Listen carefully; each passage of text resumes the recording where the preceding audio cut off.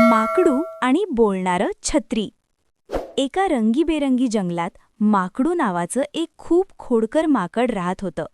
माकडूला उड्या मारणं, झाडांवर चढणं आणि सगळ्यांची थट्टा करणं फार आवडायचं.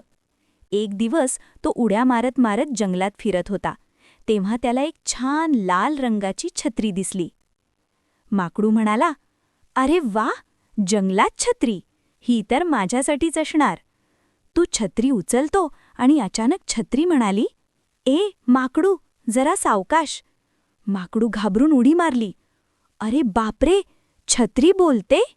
"हो रे बाबा, मी जादूची छत्री आहे, पण मी फक्त चांगल्या मुलांसोबतच काम करते." माकडूने लगेच छत्री डोक्यावर धरली आणि म्हणाला, "चल, मला उडवून दाखव." छत्री शांतपणे म्हणाली, "आधी चांगलं वाग." माकडू थोडा विचारात पडला. तेवढ्यात एक लहान ससा रडत आला, "माझं गाजर हरवलं." माकडू नेहमी थट्टा करायचा, पण आज त्याने ठरवलं मदत करायची.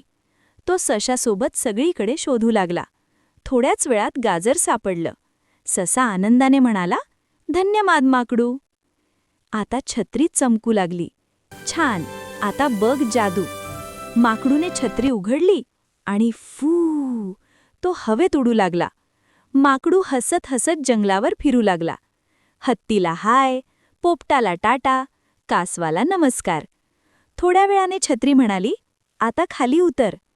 माकडू जमिनीवर आला आणि म्हणाला, "आज मला कळलं, चांगलं वागलं की मजा दुप्पट मिळते." त्या दिवसापासून माकडू खोडकर राहिला, पण दयाळू खोडकर झाला. बोध: चांगुलपणा केला तर जादू आपोआप घडते.